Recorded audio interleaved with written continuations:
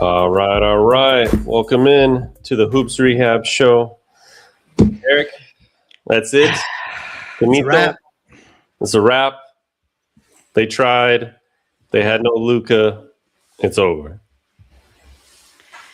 I guess I put it in the air. I think last Monday we were on the show, and I said maybe a week from today we'll be sitting here talking about end of a season. And can't say it's a surprise. It's. I thought maybe they'd get a game, but that was probably wishful thinking. But I can't say it's a surprise. But I mean, a sweep, regardless of the situation, does not feel good. Obviously. Yeah. I mean, the Lakers, the reality of it, they ran into one of the best teams in quite some time and could be arguably the next dynasty and probably one of the better teams to ever do it in the Oklahoma City Thunder. They just have everything. Craziest team I've seen in a long time. But we're going to get into all that. We're going to get into, who's future, LeBron. We're going to get into the dynamics of the new ownership and what the Lakers do as they move forward. Also recap Game 4 of the Pistons and the Cavs. And then we got another segment of Schools Out with yours truly, the Los Angeles Lakers. All right, Eric, let's get the show cracking, man. Let's do it. So, obviously going into the night, we thought it was pretty much a wrap. But the Lakers put up a fight, man. And in that third quarter, when you thought it was over, or especially even in the first quarter / second quarter when they went on a 17-0 run, you thought there's no way in hell this team's going to put up a chance and come back. But the Lakers did it. Big part by Jackson Hayes and the rest of the guys kind of coming through. But just didn't have enough down the stretch. SGA hit his buckets. Couldn't stop Chet down low with Hartenstein giving a big pass. And that is it, Eric. How are you feeling? I mean, look, again, as I said, it was definitely expected. But then when you're kind of going through a series and you're going through all the games and you play 48 minutes, so it doesn't matter that they were up at the half and all that. But it still kind of stung in a way because it's like, man, like you just felt like if there's a couple of things went the other way, maybe they would have had a chance or two, and it would have been a game kind of like it was tonight where they had a couple close ones. But I mean, OKC does what they do, and honestly, I thought this game was heading towards that too, because again, Lakers had a good first quarter. OKC came out hot in the beginning of the second quarter, and then Lakers made a little run towards the end of the first half. They were only down 4. Thunder brought it up to I think like 12 to 14 points in the third, and I honestly figured like I wouldn't be surprised if it's like, all right, we gotta start thinking about Cancun. So I'll give the Lakers a little credit. They hung in there. They battled. I always thought like Lakers will probably have to be up by 6 or 7 with a minute left to actually get a win. In a close game, even though OKC hasn't really been in a lot of them, and Lakers have been pretty good in close games. It's just the talent, like you saw the last minute, right? Possession by possession. I mean, Lakers looked lost on a couple possessions. LeBron had a little gimme. I mean, you got to make that. I mean, it is what it is. If they would have won, they would have probably got murdered in Game 5. But I was still down to get a win and see where we go. But I mean, LeBron, you got to make that. Austin Reeves, I mean, it's a 3-pointer. It was deep. I mean, even if he makes it, OKC still has 7 or 8 seconds left, and I can imagine what happens there. But, Reeves had a good chance to make it 3. And it doesn't matter. I mean, I guess one game out of 4, they lost by single digits. The other games were pretty much blowouts. Yep. And it just shows. It's kind of it shows, but it's also a little discouraging. Like, man, just how far this team is. But here we are. Yeah, obviously was out. So it's hard to judge that. But it's discouraging. But know how this team was with Luka, right? Like it's hard to, like, you take off Eric, if you took off anybody's best player in the playoffs right now, you took SGA off. If you took SGA off of OKC, they would not be the same team. Jalen Williams is different, right? They can substitute everybody. every team is just not going to be the same without their best player, man. And that's the unfortunate part. We're not going to be able to see what this team was actually capable of, and we might not next year, right? Like, we don't know what LeBron's doing. We don't know if he's going to be back with the Lakers. We know that Luka will be back. We still don't know what's going on with AR, like whether or not he's going to sign with the Lakers or Lakers going to try to work out a sign and trade or anything like that too. So got a lot to get into for the offseason. Now, the question I have for you, Eric, is you had probably the hottest player in the series from three-point line on the bench on that last play for the Lakers. And then, okay, Eric. Did they bring in the screen man? The best screener in the game? They've been. Not only do you bring in somebody that's never played, you see his face when he was in. He's just like, hey. Not only do you bring in somebody that hasn't really played in this playoffs. If he has, I have no idea when.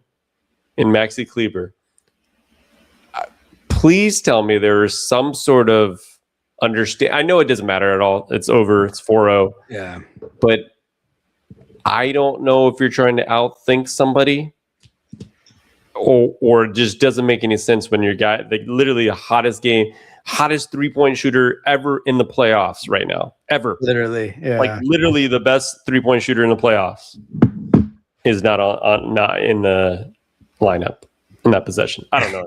That just is so weird to me. Yeah, and if anything, he would have been the ultimate decoy, right? I mean, if he was in there, there would be just a lot of eyes on him. And I think if he look, whatever. I mean, I don't know what would have happened, but I think there was enough time to drive the ball, right? And if they leave Rui, you kick it. If they don't, you take it. Hopefully an easy 2. I mean, it wouldn't be easy, but take a 2. And I mean, I know they didn't have any timeouts left, but it wasn't like there was 5 or 6 seconds left. There was 12 or seconds or so, right? Something like that. Enough time, I thought, to do that. And so if you have Rui in there, I would imagine they would stay home on him, and it would kind of open up some lanes. But I mean, it doesn't matter, but it is are we overthinking a little bit? When if it was a series where Lakers were down 2-1 and that was a play, right, to tie it up, I mean, we would be going crazy, right? Are you kidding me? Yeah. Where he wasn't in, or if it was Lakers were up 2-1 and they can go up 3-1, we're kind of just taking it because they were going to they were down 0-3. But I mean, that was a bad decision. I don't know what the thought was there. Yeah, you can't make it make sense to me. So I don't really understand that. You're only down by 3, and the best 3-point shooter right now for you is Rui. Yeah, and if you really want to bring in, Maxi Kleber for whatever reason to set an amazing screen, I don't think Rui's the guy you take out. I think there's other guys you can take out. You would have out, right? Yeah, you would have him out of the game. I don't understand. So, but but obviously, we can go on and on. We don't really need to critique the game. We don't really need to get into the ins and outs of the games, but we do need to get into some subjects here, Eric. You can see the title of this show. Is this the last game for LeBron and the Lakers? I mean, we'll make it a rhetorical question because obviously I don't know the answer. Yeah. What I do know, or what I think, definitely a lot has changed. I think if you asked any of us halfway through the season, and I think a lot of people were thinking it's probably it. There's a lot of things that come into play. So LeBron has the decision to make, right? Himself. It's just, I don't know how to put it, but it's just very crazy that LeBron, he has to almost take a pay cut to kind of maybe pay Austin Reeves. Yeah. And I bet LeBron's probably I'm still better than this guy, it's crazy to think, right? And he's 41. We're not going to sign him to a multi-year deal. I'm I think 2 things could be true. I am grateful for the 8 years that he was here with us. It's been some rough years, meaning there's been a lot of disappointment, I think, the way seasons have ended. a sweep to Denver, losing in 5 to Denver. I think last year left a sour taste in my mouth, losing to Minnesota. This year's sweep, right? A couple seasons not making the playoffs. A really bad kind of end of a series to Phoenix a few years back. A championship, right? And so but you know what? It's been a hell of a ride. And so I think 2 things could be true where I'm appreciative and I'm kind of for whatever the team sees fit, but I'm also ready for the next chapter and ready to kind of move on. And I'm not saying whoever's going to fill his spot is going to probably even play nearly as good as him, but maybe it's going to be somebody that isn't gassed in the fourth quarter, right? Maybe someone that can play almost every game. And so, and we'll get your opinion here in a second, but I think for the first time in a long time, it's not going to be, we got to get LeBron signed. I think Lakers are going to kind of take care of what they feel they need to take care of, and LeBron will be kind of after that. What are your thoughts?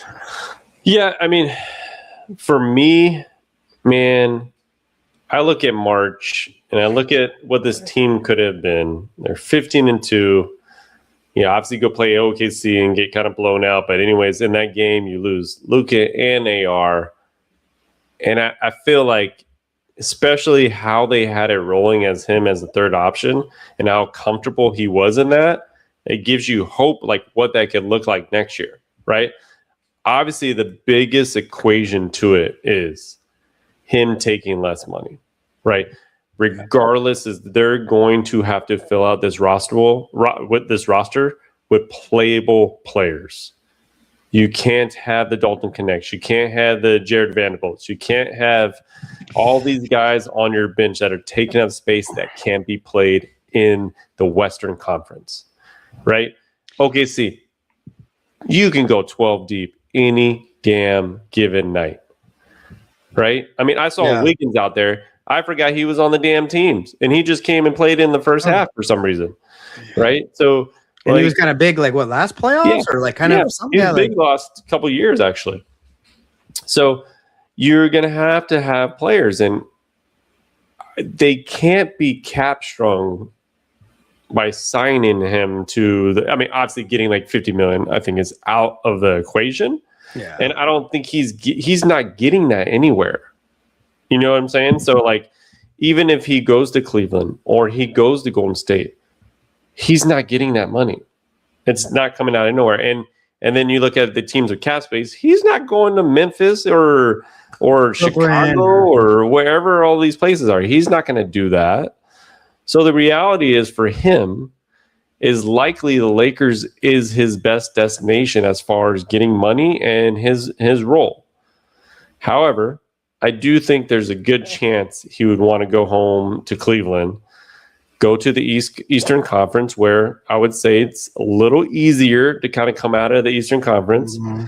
You got, obviously, Donovan Mitchell, who had 39 in the second half tonight. You got James Harden there, and you got a bunch of young, big guys there. So that is a team that makes sense, right? They don't really have a small forward. He would be their small forward. Like, it totally makes sense.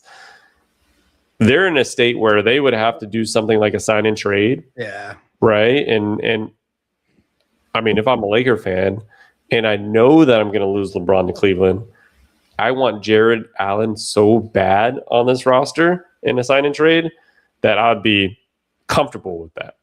Right. Because he would be the perfect fit with Luka.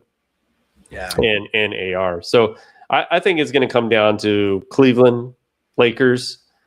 I would like to see LeBron run it back, but you have to add talent and run that around that, and that means he's got to take less money. Yeah, I mean, and I'll be, maybe there is a third wild card team there. We'll have to see, but those are the likely spots. I would say the only thing, maybe he may just like fall into a spot on the Lakers. Say if Lakers kind of strike out on some players that they try to get, right? There's no guarantee they're going to get what they want to get. And so I think there's that too to keep an eye on, where it's like, oh man, like, we tried the Giannis trade. We tried a couple things. And so that's something to think about too. Hopefully that's not what happens. Yeah. Cause it's just strange. Cause like, so we look at and I know we're probably like on another show, probably really, really break down the offseason for them, but it's funny because you're like, all right, well, I'd like to, you like Luke Kennard, right? He's had a nice little run here on the Lakers, and you're like, that'd be cool if they retain him, right? You're like Marcus Smart, and I mean, keep in mind, Marcus Smart and DeAndre Ayton have opt-ins, right? And so they can automatically opt in. So you're like, okay, I like Smart. He had a good year. Let's keep him. And then, Rui's had like an amazing, end of the season and playoff run. But then all of a sudden you're like, wait, we're starting to bring back the same exact team that we just had, right? And so I think that's where Lakers have to be a little bit cautious. Yeah. And the only issue is this, few issues. Jared Vando, he's not going anywhere. He is signed for 2 more seasons. Okay, look. So he signed for 1 more year, then he has a play-in option for the year after, and he's making $12 million. Do you think he's opting in 2 years? I mean, if he's a trade piece, great, but I don't know who wants him. Before you get moving with that, I just read a stat. Through the first 2 years of his extension, Vando has scored a total of 27 points in 12 playoff games.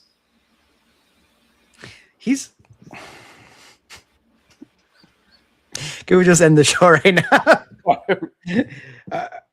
I mean, that's 12. How many? 27 points. That's not even the 48 million that he's going to be getting. So, we got to figure that one out. He was like, I think he was good with the Lakers the first few months, because he was just a great, really good defensively hustle guy. But when you see him, it's not even before it was like, boy, get like sit in that corner and shoot threes. It's not even that anymore. There was a play today where it's just like you can't finish at the rim. Yeah. If he had like Jackson Hayes's kind of motor offensively, man, that'd be a pretty decent player. Yeah. But yeah. So anyways, so you have him, right? You have LaRavia, who signed next year. You get my point. Did he play today? He did not play the last 2 games, right? He didn't play today, right? Yeah, in the last other game. Yeah, I don't think he played the last 2 games. Obviously, Bronny James. I got to look at what's up with Dalton Connect. I'll look here in a second. But you get my point. Lakers have some guys, unfortunately, that they're coming back. I mean, Aiden has not outplayed his contract. I'm assuming he's going to opt in. And so, I know it's tough. It's like we have this money, but if some of these players opt in, it takes that money away. Yeah. Some of it, right? And like really showing out the last 20 games and the playoffs does not help the contract situation. He's going to get paid. Yeah, you'll get a little something. And if we want to save him, we're going to have to pay him, right? And I'm not sure if they're going to be able to afford him, right? Yeah. But if they can figure out a way to get some of these contracts off, they're going to have to. They're going to have to shed some money in order to sign some of these guys. Like, I think Marcus Smart is an important signing, but you got him for dirt cheap. Yeah. Right. And I think trying to retain him is going to be a top priority, because you need somebody on this team to play defense. And he did all damn year, especially in this series against SGA. Like he gave his all, right? So you're going to need that out of somebody on this team. But yeah, like you said, then you start getting back into the point where we're bringing back the same team, and then we're talking about the same damn thing every single year. But it also just revolves around Luka, man, the health of Luka. Yeah. Can he stay healthy the whole season? I mean, he's coming off of, this is year 2 of Luka. I mean, a year and a half of Luka. And, he got traded to us with a calf injury. He ended the season with a hamstring injury. Right. So it's like he's come into us with an injury. He's left with an injury. And I don't want that to be his career, but that's just the reality. Yeah. I mean, we can talk all day long about who they're going to get and this and that. And first year was, we'll give him the benefit of the doubt, trade halfway through the season. I don't think he ever got in the shape he wanted to get. But he did have that soft tissue injury, as you said. And then this year, like a couple different times, he had a soft tissue injury. So, I mean, you could do whatever the hell you want. If he's not there, it doesn't even matter.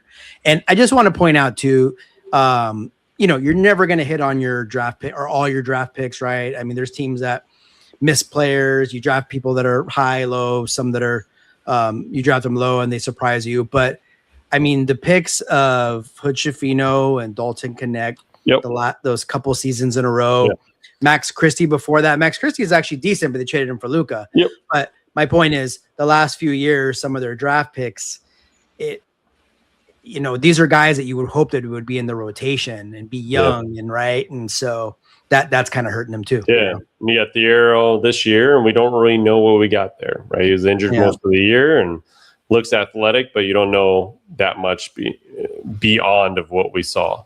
A little bit back to Marcus Smart. So we got on Twitter, isn't Smart on a 2-year? Yes, he is, but he has a player option, which he's likely going to use. You would hope he would just come back on his 2-year, $10 million contract, but likely he will probably hit free agency as well. So that's the thing about some of these contracts, right?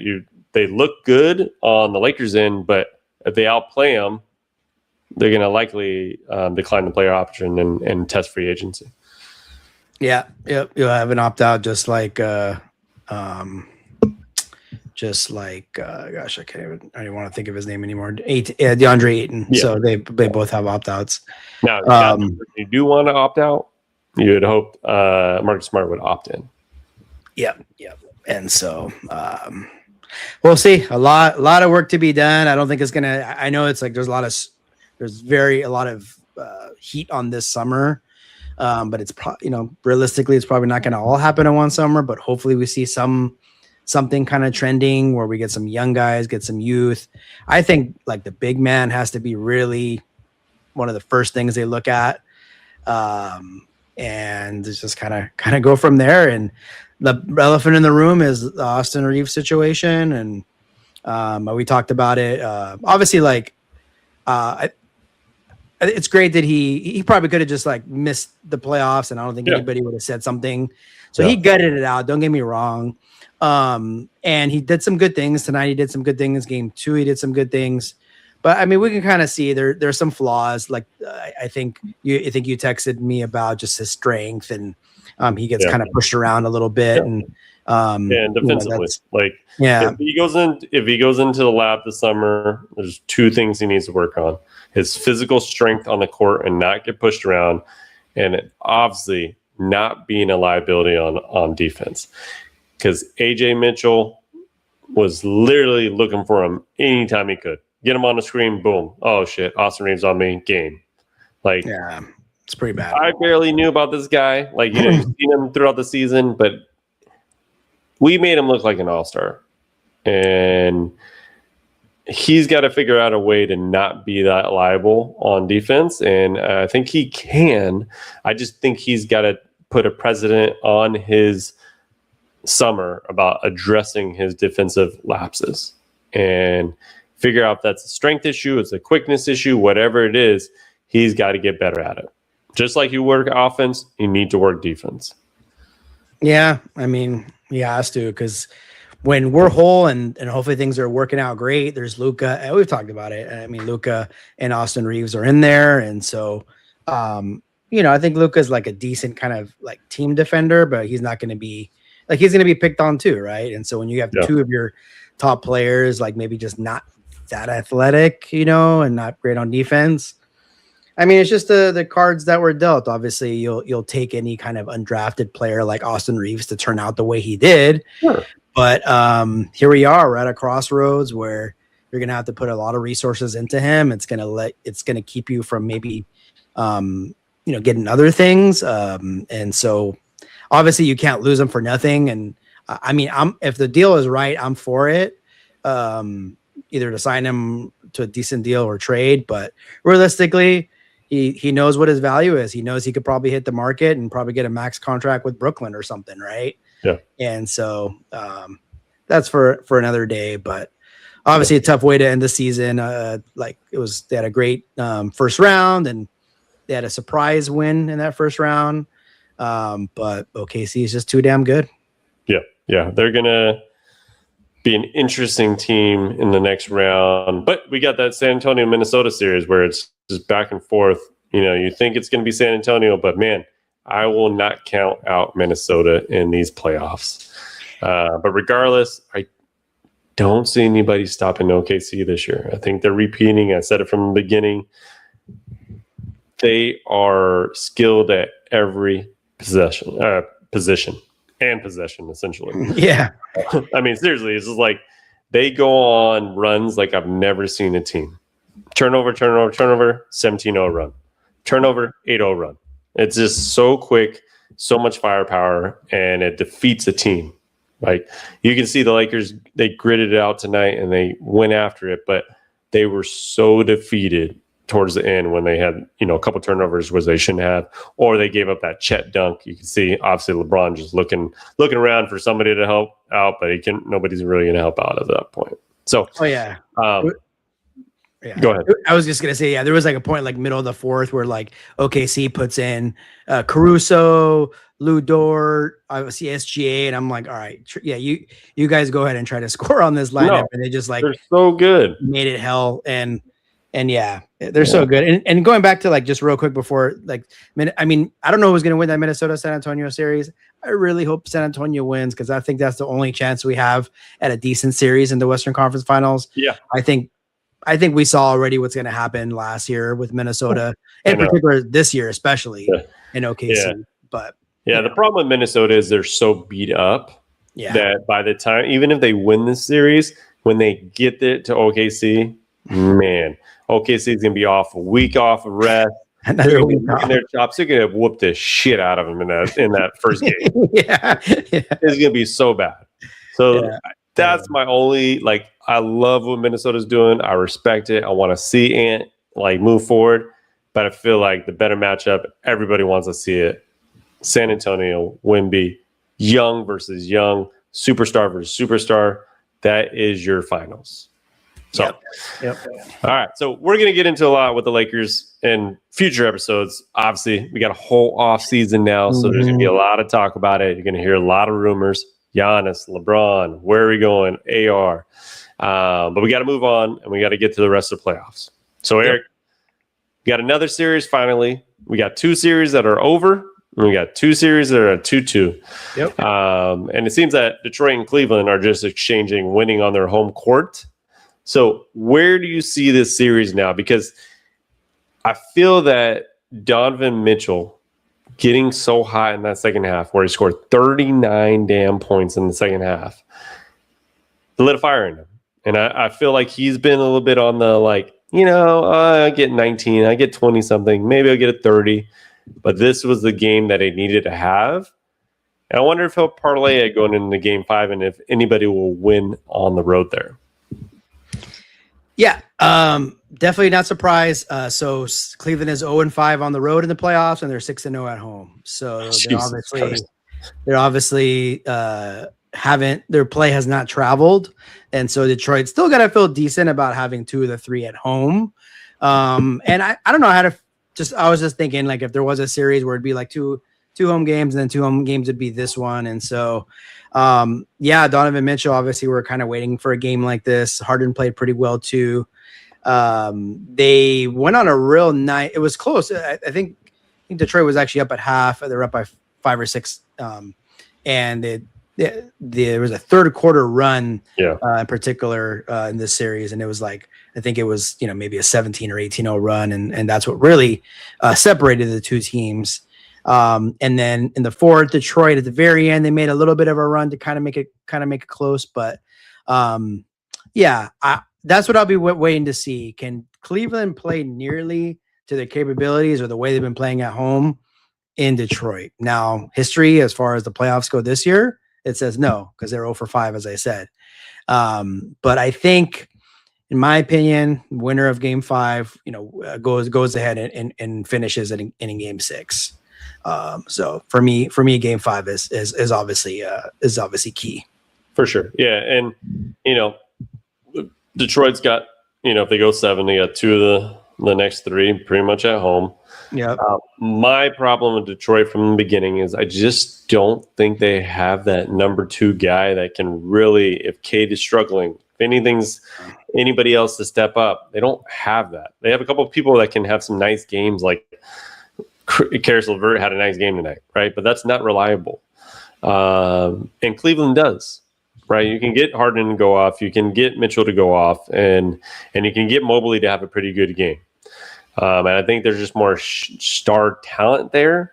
So my edge is leaning towards Cleveland. But yeah, like you said, you got to win Game 5 in order to win the series. And I don't think if Cleveland loses and they continue this streak of losing on the road, if they lose Game 5, I don't think they're winning 6 and 7. Like, that's going to be very, very difficult. So, I don't know what team I want to see match up more against the Knicks. I know. I mean, I feel like the Knicks are finally found something. I don't want to get all too excited yet, but I feel like they found it. And I feel like that matchup with Cleveland would be kind of interesting because of the kind of the star power and see what Cleveland's really made out of. I think Detroit's just not their time, and they need another guy in order to get over the hump there. Yeah, I feel like Detroit and Cleveland, while they're solid, they're both like their teams are just they're winning home games. Like even Detroit, the only time they played well is that second half against Orlando in Game 6. Other than that, they really have not been that great on the road. Yeah. So you got two teams, like I said, that are solid, but they're picking up home wins. And I think when the competition like goes up a notch in the conference finals and then finals, ultimately, I think that's where kind of their flaws will show. And so I think Detroit and New York would be obviously fun just because that first round was last year too. And, it's going to kind of be going back and forth. And but I think Knicks are winning in either of those series. That's their second straight trip to the Eastern Conference Finals, which is kind of crazy. They hadn't been there since 2000 going into last year. And but you never know. I thought they probably would beat Indiana last year, and look what happened. So yeah, sure. Obviously we'll see who gets there. At least we have a couple good series going on, and so I'm looking forward to Game 5 for sure. All right, so we'll see what happens in those two Game 5s coming up. Lakers are done. Philly is done. And you know what that means, Eric. It's time to cue the music, Eric. Do I got to put that on? It's time to cue it. Okay. Let's see what we got here. Another segment of School's Out. That means it's time for summer vacay. We got our towel, the beach towel. Going snorkeling? Going snorkeling? Okay. We got one team that I think they broke a record of getting their ass whooped by the most amount of points ever in a series, I believe. And that's the Philadelphia Sixers. It's a hard team to manage with Joel Embiid not really playing sometimes. But I got them going somewhere, Eric. Got them going to the rookie's hometown. We're going to the Bahamas. Ooh. And BJ Combs is going to show them around town.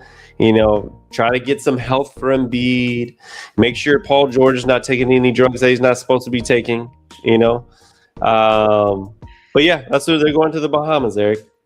Yeah, they are. And so Philly's an interesting story because they went last year. They had a really tough year. They were 24-58, and so they rebounded nicely this year, going 45-37. They're the 7th seed. We know they have a lot of talent. They have obviously the guards. What they're going to do with Embiid is a question. There's one big issue, or I would say 3 big issues. Yeah. The next 3 years is the money he's getting: 57, 62, 67. 57, 62, 67. Wait, you're telling me 2 years from now, like he's going to be in 67? Yes. Playing 30 games a season or something? Yeah. Lord, now, they are in trouble. Yeah. And so that tells me that he's gonna be there, right? And so my question, it's a rhetorical question, no need to answer, but I just wonder, can Joel Embiid, can he kind of reinvent himself a bit? I think of like somebody like a Grant Hill that suffered a lot of injuries. Now he's a big man, so it might be a little different. Yeah. I think of like a Bill Walton, who was a big man, who had a good college career, tough beginning of the NBA career was great, had a lot of injuries, but somewhat reinvented himself when he went to Boston. And so I kind of think of that, right? Can he do something that it's not going to be 67 million worth, but maybe it can now be these guards team. And so that's something, because they're not going to be able to do a whole lot, right, with these guys. Yeah. They're going to pay these young guys. They have, in terms of free agents, like not a whole lot. I think I saw was it Quentin Grimes. I think was a free agent, and a couple other guys. Sorry, I had it there, but I think I lost it. But anyways, they're going to probably come back with the same team. Might have a few. Yeah, there's not much they can do with those three big guys that they have: Embiid, Paul George on the contract, and Tyrese Maxey. Right? Can Embiid reinvent the wheel? He's got to lose weight, man. That's the only way I think he can stay on the floor more. Is if he lost, I'm talking about like 30 pounds, 20 to 30 pounds. You got to take some force off those knees. As much as he's played, as much as he hasn't really played because of his knees, he's got to reduce the force onto his knees. So I would try his hardest this summer to lose weight, be on a little bit more of a minute restriction while he plays, and like try to ramp that up as the season goes on. Yep, no, absolutely. Kelly Oubre is another kind of notable free agent, and so yeah, it will remain to be seen kind of what they do. I think they put all their eggs in a basket in that first round against Boston. Obviously, it was a tough series. They were down 3-1. They came back, and they just didn't have it against the Knicks. So yep. All right. So bye, Philly. Off to the Bahamas. We'll see you guys next year. And now, Eric, we got this team back here, the Los Angeles Lakers. You know where I'm going to send them, Eric? I'm sending them to Spain. Ooh. You know why I'm sending them to Spain? Because I want to know what the hell Luka got, because it did not get him back on the court one bit. PRP, stem cells, exosomes, whatever it was, it did not do the trick. So we got to go investigate that in Spain and figure it out. And they can all go have fun in Spain and get an idea of the Spanish culture. Yeah, I wish, hey, I think we kind of deep down inside knew when Luka hurt his hamstring against the Thunder April 2nd, we thought it was probably it for him, but we kind of held out hope. And so it was probably better off he didn't come back. And yeah, hope you guys have fun in Barcelona. We already went through a lot of all the free agency, free agents Lakers have. I'll just talk about, so they were a 3 seed last year at 50 and 32. They actually had a few more wins this season, right? I think win total of 53. Obviously, that was good enough to get the 4 seed. So they've had a couple of good regular seasons, something that they hadn't really had in some time. They had really been in the play-in territory for a few years there. So obviously that's the first hurdle, is kind of getting that home court advantage. They didn't take advantage last year. They took advantage this year. But as us Laker faithful, right, we expect the best. And so we hope that they make the moves possible to at least get somewhat closer to San Antonio and OKC, although they have their word cut out for them, obviously. For sure. All right, so see you, LA. Off to Spain. You guys come back strong. Have a good summer. But they are no longer in the running to win the NBA championship.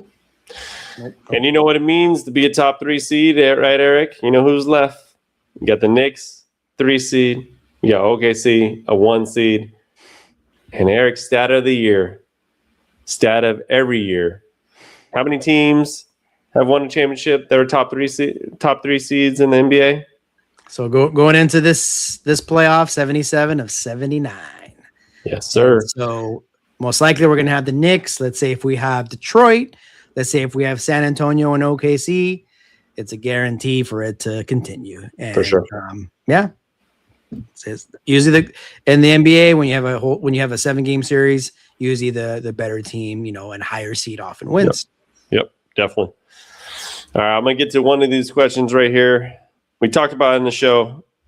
Is LeBron? That's how you spell LeBron gone? We talked about this. I think there's only really 2 options. It's either going to be staying in LA, or he's going to go back home to Cleveland. I know there's some options to probably go to Golden State or something like that. Is there a wild card out there? Is there a wild card? Like, I don't know, San Antonio. Like, I'm sure they would have money to sign him or something. Yeah, sure. Yeah. But to me, like, LeBron's not going to do that with a young team. No. Even though, like, I don't think he would want to be the person that comes in and not that he would ruin it, but he would change the whole chemistry of the Spurs, right? So I don't think he's going to do that. Yeah. I think so. It's going to be Lakers or Cleveland or retirement. Yeah, for sure. We'll get into it plenty over the next weeks, months, and until we find out some news. All right, Eric. Got to get out of here because it's damn late after 11:20. A 7:50 start or whatever, Peacock or Prime or whatever channel I had to turn to tonight, which I already have an issue with. But yeah, so we are out. We are signing off. The Hoops Rehab team is out tonight. See you guys soon.